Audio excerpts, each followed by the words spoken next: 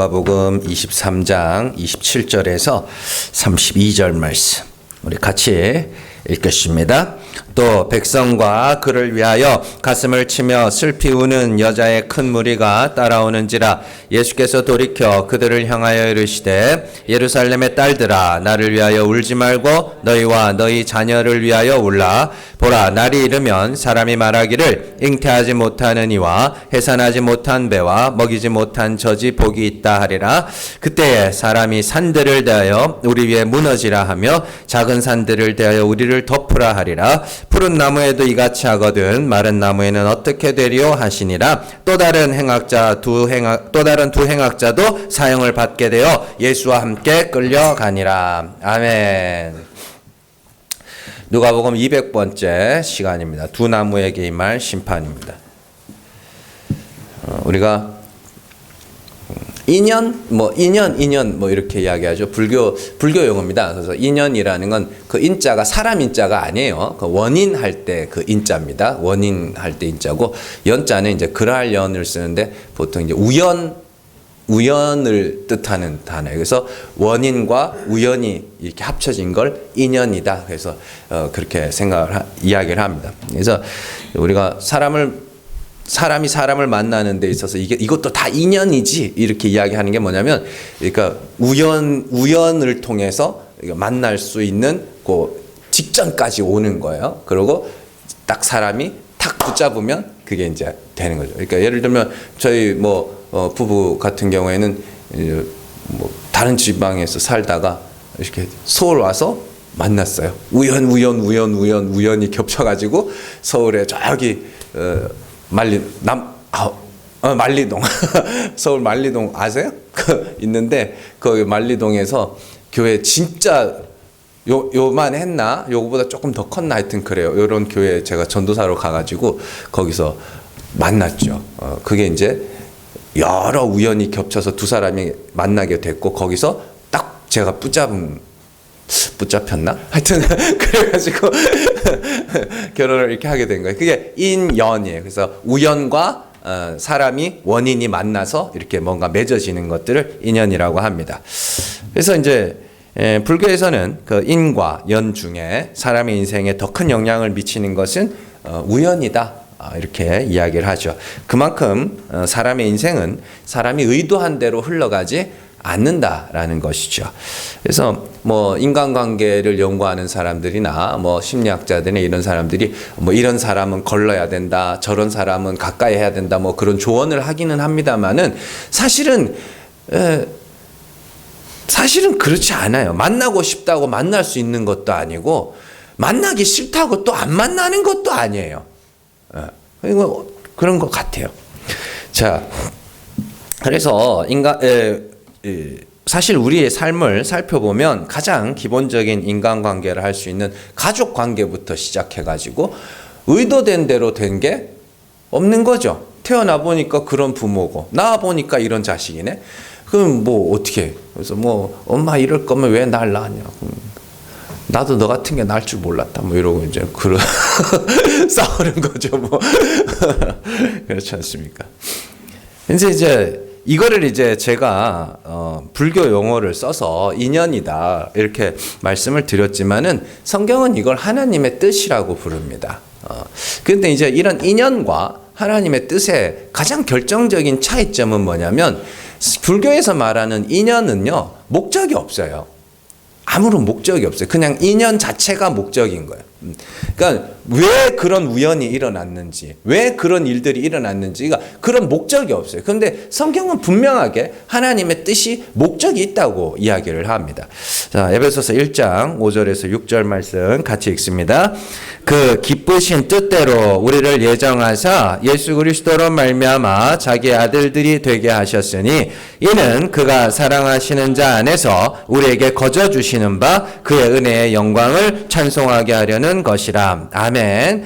5절의 말씀에 보면 하나님이 우리를 예정하신 이유를 뭐라 그래요? 기쁘신 뜻을 이루기 위해서라고 이야기를 합니다. 하나님이 뜻이 있다는 거예요. 그래서 우리의 삶을 창세전에 예정하신 사람들을 그 기쁘신 뜻을 이루기 위해서 이렇게 움직여 가시는 거예요. 그리고 하나님의 기쁘신 뜻이 뭐냐? 6절에 나옵니다. 그가 사랑하시는 자 안에서 우리에게 거저 주시는 바 그의 은혜의 영광을 찬송하게 하는 겁니다. 하나님은 그 택하신 자들이 하나님의 은혜만 찬송하도록 하기 위한 분명한 목적을 갖고 우리의 삶을 운행해 가시는 거예요. 그렇다면 구체적으로 하나님은 어떻게 우리의 삶을 운행하셔서 그 은혜만 찬송할 자로 만들어 가시는가? 간단합니다. 우리에게 자랑할 게 있으면 돼요, 안 돼요? 안 돼요. 그러면 안 돼요. 그래서 우리의 자랑거리를 뭐 하겠어요? 제거해 가시는 거예요. 그게 성도들의 삶이에요. 그래서 우리가 구원받은 것은 전적인 하나님의 은혜요. 내 공로는 하나도 없음을 알도록 하셔요. 그래서 택하신 성도는 이 땅에서 구원받을 자격도 조건도 없는 죄인으로 고발이 되는 것이죠. 그렇게 이 땅에서 우리는 하나님의 계획하에 여러 가지 일들을 겪으면서 하나님의 긍휼하심이 아니었다면 절대로 구원받지 못했을 자라는 것을 고발당하는 거예요. 그렇다면 반대로 그런 과정을 겪지 않은 사람들은 어떻게 사는가? 그들은 일평생 죄 없다 하며 살다가 결국에는 영원한 형벌로 던져지게 되는 거예요. 그래서 신자와 불신자 사이에 큰 차이가 하나 존재하는데, 불신자는 죄 없다 하는 삶을 살고 신자는 죄 있다 하는 삶을 살게 되는 거예요. 예전에 목사님들이 그런 비유를 많이 하셨어요. 어떻게 비유를 드셨냐면, 교도소에 가면 죄 있는 사람이 하나도 없고 전부 다 억울하대. 교회 오면 맨날 죄 있는 사람만 있다고 그런다고 이야기를 했었단 말이에요. 근데 요즘에는 그러지도 않은 것 같아요. 그래서 성도들을 먼저 겪는 고난, 먼저 고난을 겪는 자라 하고, 불신자들은 나중에 심판을 받을 자들이다, 이렇게 이야기를 합니다. 베드로전서 4장 16절에서 19절 말씀 같이 읽습니다. 만일 그리스도인으로 고난을 받으면 부끄러워하지 말고 도리어 그 이름으로 하나님께 영광을 돌리라. 하나님의 집에서 심판을 시작할 때가 되었나니, 만일 우리에게 먼저 하면 하나님의 복음을 순종하지 아니하는 자들의 그 마지막은 어떠하며, 또 의인이 겨우 구원을 받으면 경건하지 아니한 자와 죄인은 어디에 서리요? 그러므로 하나님의 뜻대로 그 선을 행하는 가운데에 그 영혼을 미쁘신 창조주께 의탁할지어다. 아멘. 요 말씀, 오늘 말씀하고 똑같은 말씀이에요. 그러니까 잘 기억을 하셔야 됩니다. 잘 보시면 복음에 순종하는 자와 복음에 순종하지 않는 자, 의인과 죄인 이렇게 되어 있죠. 그러면서 복음에 순종하는 자들을 어떻게 한다 그래요? 먼저 심판을 겪는다 그래요. 그리고 복음에 순종하는 자들 겨우 구원을 받는다 그래요. 그러니까 복음에 순종하는 자들이 먼저 심판을 겪는데, 복음에 순종하지 않는 자들의 그 끝은 어떻겠냐? 순종하는 자들도 심판을 겪는데 이들은 어떻겠냐? 의인이 겨우 구원을 받는데 그 죄인의 끝은 어떻겠냐? 이런 이야기예요. 그러면서 하나님의 뜻대로 고난을 받는 성도라고 그러죠. 하나님의 뜻대로 고난을 받는 성도. 아까 에베소서 1장에서 하나님의 뜻이 뭐였어요? 은혜의 영광을 찬송하는 것이죠. 그 뜻을 이루기 위해서 성도는 반드시 고난을 받아야 되는데, 무슨 고난이냐면, 아이고 하나님 아니었으면 큰일 날 뻔했습니다. 요 고난이에요. 요거. 그 고난을 통과하지 않고 천국에 데려가면 내가 좀 잘 살았으니까 여기 왔나 보다, 이렇게 생각이 되는 거예요. 그러면 안 된다는 거예요. 그래서 하나님의 뜻대로 고난을 받는 성도들은 그 영혼을 미쁘신 창조주께 의탁하라. 영혼이라고 되어 있는데 생명입니다. 하나님께 다 맡겨라. 하나님 불쌍히 여겨주세요. 이게 맡기는 거예요. 이 말씀대로라면 성도는 이 땅에서 고난을 통과하는 자이며, 불신자는 이 땅에서 고난을 통과하지 않고 나중에 고난을 받는다는 말인데, 진짜 그러한가? 그러니까 여기서 우리가 성도가 받는 고난의 정체를 알아야 되는데요. 병이 나고 돈이 없고 집안이 망하고 하는 그런 고난은요, 다 겪어요. 다.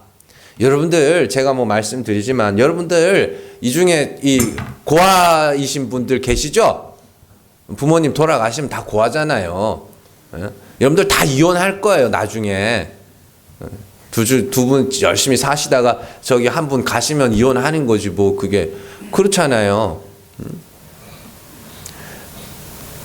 그러니까 그런 고난은 다 겪을 거예요. 여러분들 사회복지학 뭐 여기 공부하신 분들도 계시겠지만 사회복지학에서는 모든 사람들이 다 잠재적인 장애인이라고 이야기를 합니다. 나이가 먹고 뭐 이렇게 되면 뭐 어떤 사람은 어릴 때 젊을 때 뭐 잘못 이렇게 뭐 태어나면서 장애를 갖고 있으신 분들도 있지만 연세 드신 분들은 사실은 다 장애인이에요. 사실 눈 어두워 가지, 귀 먹어 가지, 허리 못 펴지, 걷지도 못해. 뭐 장애인이지 뭐 딴 게 있어요. 다 장애인이지. 그러니까 그걸 보시면서 그러니까 연세 있으신 분들은 본인 몸이 안 좋으니까 그렇게 이 장애인들 보면서 안타깝게 여기는 거야. 아이고 얼마 어떡하 저떡하. 근데 이제 팔팔한 젊은 사람들은 지 몸뚱아리 괜찮다고 그냥 막 마구 말하고 막 그런다고요. 그러지 마세요. 자, 어쨌든 그런 종류의 물리적인 고난이 아니에요. 그건 모든 사람들이 다 겪는 거고 성도만이 겪는 고난이 있단 말이에요. 성도만이 겪는 고난.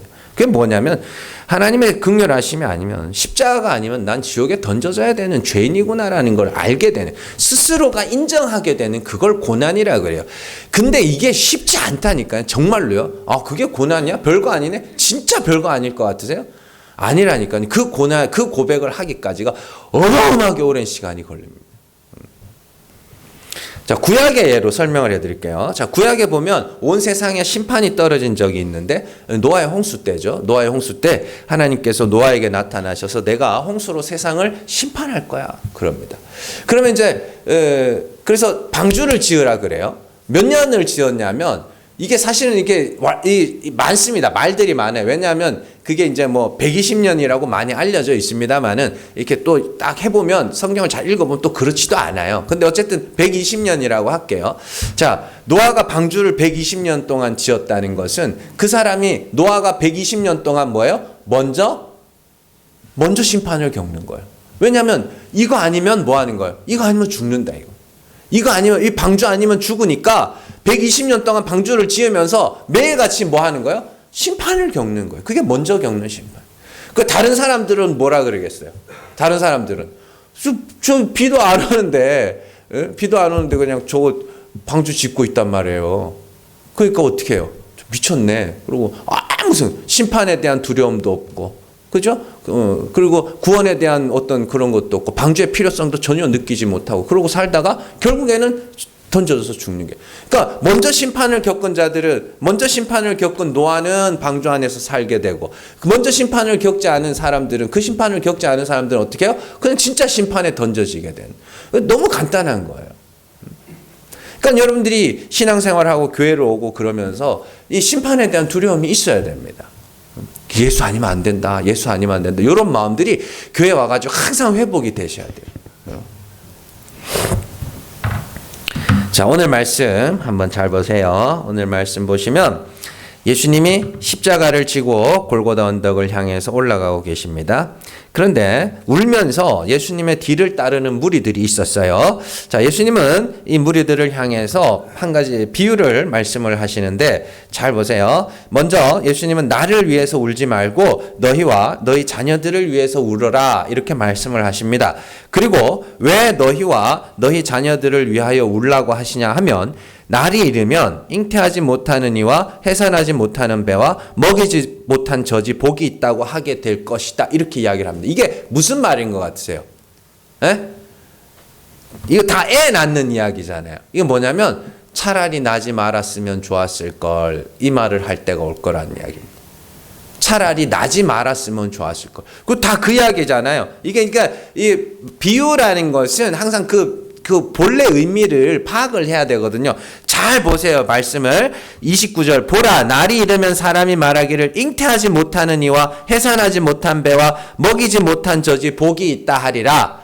애 못 낳는 게 복이야 라는 뜻인데 표면적으로만 이게 뭐냐면 심판이 하나님의 심판이 임할 것인데 그게 너무나도 극심해서 차라리 나지 말았으면 좋았을 것을 이렇게 말할 때가 올 거라는 거예요.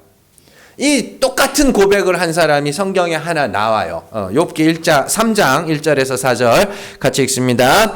그 후에 욥이 입을 열어 자기의 생애를 저주하니라. 욥이 입을 열어 이르되 내가 난 날이 멸망하였더라면 사내아이를 베었다 하던 그 밤도 그러하였더라면 그 날이 캄캄하였더라면 하나님이 위에서 돌아보지 아니하셨더라면 빛도 그날을 비추지 않았더라면. 이게 욥이 이제 자기 재산 다 잃고 자식들 다 죽고 몸에 종기 나고 그 아내는 와가지고 하나님 저주하고 죽어보라 막 이러면서 이제 그러던 시절에 그게 너무너무 괴로워가지고 야 나지 말걸 막 그러니까 그 정도의 욥이 받았던 그 고난만큼의 심판이 누군가에게 임하게 될 거다. 누구에게요?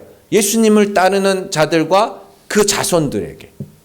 차라리 나지 말았으면 좋았을 것. 이럴 거면 왜 태어났을까? 이런 심판이 임하게 될 것이다. 이렇게 이야기를 합니다.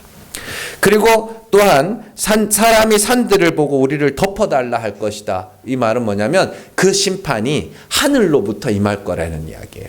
그러니까 산이 나를 덮어달라, 산아 나를 감춰달라, 가려달라. 이건 뭐냐면 그 산, 심판이 하늘로부터 임하니까 산이 하늘로부터 오는 심판을 뭐예요? 막아달라는 이야기예요. 그 옛날에 6.25 때 이제 저희 아버지가 피난 올 때 그 말씀을 해주셨는데 애기 쪼매날 때였죠. 아버님 한 6살, 7살 됐어요. 그 무렵인데 저쪽에서 비행기가 오면 산을 요렇게 넘어가고 저쪽에서 비행기 소리가 나면 요렇게 넘어가고 그랬다고. 이렇게 산이 요렇게 있으면 여기 있으면은 이게 공격을 못하니까 막 그랬다고 그런 말씀을 해주셨는데 그렇게 생각을 하면 됩니다. 하늘에서부터 심판이 임하니까 산들이 나를 가려달라고 그렇게 이야기를 하는 날이 올 거라는 것이죠. 자, 그리고 그 다음에 하신 말씀이 되게 중요합니다. 자, 아까 전에 우리가 베드로전서 4장 말씀을 읽었죠. 그 말씀을 잘 기억하셔야 돼요. 의인이 겨우 구원을 받으면 죄인의 끝은 어떠할 것이며 뭐 이런 말씀 나왔잖아요. 똑같은 이야기예요. 푸른 나무에도 이같이 하거늘 마른 나무에는 어떻게 되리요? 모든 사람에게 그 극심한 심판이 임하게 될 건데 그 심판이 누구에게 먼저 임하냐면 푸른 나무에게 먼저 임한다는 이야기입니다. 푸른 나무에게 먼저 심판이 임하면 그 마지막에 마른 나무들은 심판이 던져지게 되는 것이죠. 자, 그러니까 푸른 나무든 마른 나무든 모두가 동일하게 하늘로부터 오는 극심한 심판에 처하게 될 것이기 때문에 너희가 뭐예요? 나를 위해서 내가 죽는 것 같고 슬퍼하지 말고. 인간적인 눈물이잖아요. 그거는 내가 좋아하는 예수님이 십자가에서 죽으니까 아이고 어떻게 하는 뭐 그런 거 아닙니까? 제가 만약에 아파가지고 막 이렇게 목회를 못할 정도로 아프면 여러분들이 그래도 뭐 하여튼 울어주실 분이 계시겠지 뭐 그러지 않습니까? 그 저희도 여러분들이 성도들 뭐 아프고 그러면 몰래 웁니다. 대놓고 울면 좀 그래가지고. 근데 어쨌든 그런 인간적인 예수님의 죽음에 대한 인간적인 눈물이 아니라 진짜 너희가 너희 자신과 너희 자식들을 위해서 울어야 될 거라. 하나님의 심판이 예비되어 있기 때문에 그렇게 이야기를 하는 겁니다. 자, 그리고 나서 왜 32절까지 읽었냐면 요 32절에 나오는 말씀이 그 앞에 예수님이 하신 말씀에 그 압축해 놓은 거기 때문입니다. 32절에 보면 다른 두 행악자도 사형을 받게 되어 예수와 함께 끌려가니라 이렇게 되어 있죠. 자, 이 말씀 우리가 좀 뒤에 또 살펴보겠지만 이 사람 두 사람의 이야기를 미리 한번 살펴볼게요. 자, 누가복음 23장 39절에서 43절 같이 읽습니다. 달린 행악자 중 하나는 비방하여 이르되 네가 그리스도가 아니냐 너와 우리를 구원하라 하되 하나는 그 사람을 꾸짖어 이르되 네가 동일한 정죄를 받고서도 하나님을 두려워하지 아니하느냐 우리는 우리가 행한 일에 상당한 보응을 받는 것이니 이에 당연하거니와 이 사람이 행한 것은 옳지 않은 것이 없느니라 하고 이르되 예수여 당신의 나라에 임하실 때에 나를 기억하소서 하니 예수께서 이르시되 내가 진실로 내게 이르노니 오늘 내가 나와 함께 낙원에 있으리라 하시니라. 아멘. 이 두 행악자가 뭐냐면 한 사람은 푸른 나무가 한 사람은 마른 나무예요.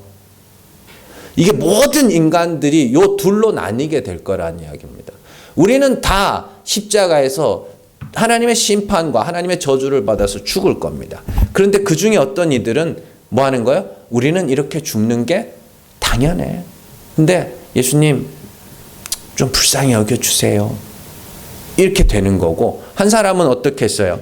네가 그리스도가 아니냐? 나를 구원하라. 이게 뭐냐면 나는 이렇게 심판받을 자가 아니야.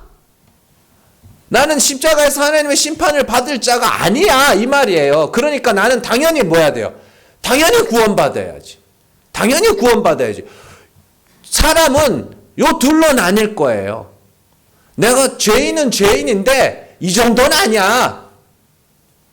성도들이 제일 빠지기 쉬운 함정입니다. 내가 죄를 지었고 잘못한 거 있기는 있는데 야, 이 정도는 아니다. 그게 인간들이 가장 빠지기 쉬운 늪이죠. 멸망받을 자들은 그렇게 멸망받는 거예요.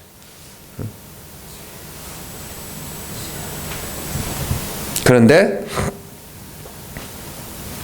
우편 강도라고 알고 있잖아요. 그죠? 한편 강도예요. 근데 우편 강도가 맞아요. 성경에서 우편은 옳다, 의롭다 이런 뜻이에요. 그래서 벤야민, 오른손의 아들, 의의 아들 이런 뜻이거든요. 어쨌든 그 강도가 뭐라 그래요? 우리가 행한 일에 상당한 보응을 받는 것이니 이에 당연하거든. 당연하다. 그러면서 예수여 당신의 나라에 임하실 때 나를 기억하옵소서. 구원받을 자격이 없는 거 알아요. 구원받을 자격이 없는 거 아는데 조금만 불쌍히 여겨주시면 안 될까요? 이게 구원받는 거예요. 그러니까 이 사람이 뭐 하는 거냐면 먼저 심판을 겪은 거예요. 이게 먼저 심판을 겪은 자들이 해야 되는 고백이고 하게 되는 고백이고, 이 심판을 겪어보지 못한 자들은 내가 왜 죽어야 되냐고, 내가 왜 지옥에 던져져야 되냐고 그렇게 나뉠 겁니다. 집사람이 이제 초등학교 선생님이라 학교에서 일어나는 일들을 좀 이렇게 자주 가끔 들을 때가 있습니다. 근데 이제 여러분들이 자녀들이 거짓말을 안 할 거라고 생각하지 마세요. 학부모들이 와가지고 따지는 학부모들이 꼭 잊지 않고 하는 말이 우리 애는 거짓말 안 해요. 우리 애는 거짓말 안 해요거든요. 여러분들 애들 거짓말 잘해요. 잘한다니까요. 자기가 불리하다 싶으면 애들은 어떻게든지 거짓말합니다. 정말로요. 그러니까 부모들은 내 자녀가 이제 거의 장성하신 자녀들이 대부분이지만 어쨌든 부모들은 초등학생이든 중학생이든 고등학생이든 내 자녀가 내게 와서 하는 말을 그대로 믿으면 안 돼요. 왜냐하면 인간은 자신이 잘못했다고 생각하는 순간 너무나도 교묘하게 거짓말을 한단 말이에요. 그래가지고 괜히 와가지고 선생님이 우리 애를 미워하니까 그런 거 아니냐고 막 이렇게 따진대요. 우리 애가 거짓말할 리가 없다고. 거짓말 잘합니다, 여러분들. 믿지 마세요. 그러니까 사실 확인을 잘 해야 돼요. 선생님은 어떻게 보면 가장 객관적으로 그 모든 상황들을 다 본 사람이에요. 그러니까 선생님 말이 거의 정확해요. 아닌 사람들도 가끔 있지만. 이처럼 인간들은 자신의 죄를 감추고 합리화하며 사람들을 속이고 결국엔 자기 자신도 속이는 자들이죠. 이게 인간의 본능이에요. 이런 인간의 본능을 나는 내 지은 죄에 상당한 보응을 받는 거야. 우린 이렇게 죽는 게 당연해. 이 고백을 하는 자로 바꾸기 위해서는 얼마나 많은 일들을 겪어야 되겠냐고. 에? 얼마나 많은 일들을 겪어야 되겠냐고. 하나님이 그 뜻을 갖고 여러분들의 삶을 운행해 가시는 거예요. 이런 일도 겪게 하시고 저런 일도 겪게 하시고 이 사람도 만나게 하시고 저 사람도 만나게 하시고 다 만나게 하시고 다 겪게 하신 후에 뭐라고 하냐. 아이고 하나님 저 불쌍히 여겨주시. 난 너무 큰 죄인이라 하나님 불쌍히 여겨주시지 않으면 나는 살 길이 없는 자입니다. 이렇게 만드는 게 하나님의 뜻이라고요. 그 뜻을 위해서 여러분들의 인생을 운영하고 계신다고요. 물론 우리가 하나님 앞에 기도하고 하나님 응답해 주시고 그런 것들을 통해서 하나님이 진짜로 죽은 자를 살리시는 내가 아무것도 할 수 없어서 하나님만 의지할 수밖에 없도록 우리를 몰아넣으신 후에 하나님을 찾으면 하나님이 응답해 주시는 것, 그런 것들을 경험할 때도 있지만 큰 큰 맥락에서, 큰 하나의 한 사람의 인생 전체를 놓고 봤을 때 하나님이 그 사람을 인도해 가시고 그 사람의 삶, 그 사람을 인생을 운영해 가시는 그 궁극적인 목적은 우리는 이렇게 죽는 게 당연하지만 하나님이 불쌍히 여겨주셔서 그 아들 때문에 살게 됐습니다 라고 고백하게 만드는 거예요. 그러니까 여러분들이 신앙생활을 거듭하면 거듭할수록 자랑할 게 많으면 된다 안 된다. 자랑할 게 많으면 안 된다. 그 하나만 남아야 돼. 뭐만? 예수 그리스도의 십자가만 자랑하게 되는 것이죠. 그래서 베드로가 성도들이 먼저 겪는 심판을 불시험이라고 하는 거예요. 자, 베드로전서 4장 12절에서 13절 말씀 같이 읽습니다. 사랑하는 자들아, 너희를 연단하려고 오는 불시험을 이상한 일 당하는 것 같이 이상히 여기지 말고 오히려 너희가 그리스도의 고난에 참여하는 것으로 즐거워하라. 이는 그의 영광을 나타내실 때에 너희를 즐거워하고 기뻐하게 하려 함이라. 아멘. 목적이 뭐예요? 하나님께 즐거워하고 기뻐하는, 구원을 받을 때 하나님께 즐거워하고 기뻐하는 거. 뭐 어떻게 즐거워요? 아이고, 하나님이 나 살려주셨다. 하나님 나 불쌍히 여기서 살려주셨다. 이게 즐거워하고 기뻐하는 거예요. 근데 내가 내 공로와 내 행위로 구원을 받으면 어떻게? 겨우 이것밖에 안 돼? 뭐 제가 데나리온 비유 말씀드렸잖아요. 다 구원 받았더니 저 사람하고 내하고 왜 똑같이 취급하냐고. 그건 기뻐하고 즐거워하는 게 아니에요. 하나님의 은혜가 이 죽을 것을 살리셨기 때문에 너무 기뻐하고 감사하는 그 이야기를 하는 거죠. 그래서 뭐라 그래요? 너희를 연단하려고 오는 불시험. 내 육체의 자랑들 다 태워버리고 오직 그리스도의 십자가만 남겨놓는. 그게 하나님의 연단과 불시험. 그러니까 여러분들의 인생이 순탄하게 잘 안 흘러갈 겁니다. 그 인간의 본성을 끄집어내려면 좀 웬만큼 극한 상황에까지 던져져야 되거든요. 평안할 때는 사실은 어때요? 내가 뭐 그렇게 죄인인지도 사실 잘 몰라요. 막 어떤 상황에 던져지고 좀 이렇게 해줘야 막 그 안 사람의 본성들이 막 튀어나오고 그러죠. 그래서 저 같은 사람들은 제가 뭐 자주 말씀드리지만 저는 이제 굶겨 놓으면 다 튀어나옵니다. 굶겨 놓으면 이건 뭐 사람이 아니에요. 사람이 제가 막 그 한 번씩 승질 부리기 시작하면 집사람이 저를 사람으로 안 부릅니다. 그 정도예요. 그러니까 그렇게 막 이제 들춰내실 겁니다. 어떻게든. 그러니까 크게 보세요. 우리 인생 전체로 봤을 때, 하나님의 은혜만 찬송하게 하시려고 우리 이렇게 낮춰가시는, 먼저 심판을 겪는 것이 우리의 삶이구나. 이렇게 보세요. 여러분들 뭐 그런 일들 자주 겪으시잖아요. 그러니까 뭐 돈이 없어지거나 뭐 아니면 뭐 스트레스, 자녀들 때문에 스트레스 받거나 막 이럴 때 여러분들 막 너무 속내가 막 드러나지 않습니까? 야, 내가 이것밖에 안 되는 인간이었어. 뭐 이런 거 느끼지 않으세요? 그게 하나님이 여러분들이 연단하시는 거예요. 그게. 그때는 어떻게 해야 돼요? 라고 하지 말고 그때는 내가 이것밖에 안 되는구나. 그래서 예수 그리스도가 십자가에서 죽으시는 방법밖에는 구원받을 길이 없구나. 그걸 아시면 된다고요. 이 일은 제가 못해요. 여러분들 회개시키는 건 제가 할 수 없습니다. 여러분들 사람이 사람을 회개시키는 방법 제일 쉬운 건 두 개예요. 돈과 권력입니다. 그래서 돈과 권력 앞에서 사람들은 회개도 하거든요. 근데 성경은 그런 회개를 이야기하지 않습니다. 하나님께서 친히 회개하게 만드신. 그래서 이제 제가 이제 10년이 지나면서 시간을 돌이키면서 생각해 보면 제가 꽤 많이 교만했던 것 같아요. 꽤 많이 교만해서 내가 잘 가르치면 사람들이 회개도 하고 막 예수를 믿기도 하고 또 막 죄를 자백하기도 하고 막 애통하면서 하나님을 찾게도 하겠지? 그런 생각을 했는데 그게 진짜 교만한 생각이었어요. 아무리 성경을 봐도 사람이 사람을 회개시키진 못해요. 하나님께서 하시는 거예요. 그래서 제가 만약에 성도를 회개시킨다면 성도들은 제가 무서워서 혹은 뭐가 아쉬워서 아니면 사람들의 시선이 두려워서 회개를 했겠죠. 아마도. 그런데 제게는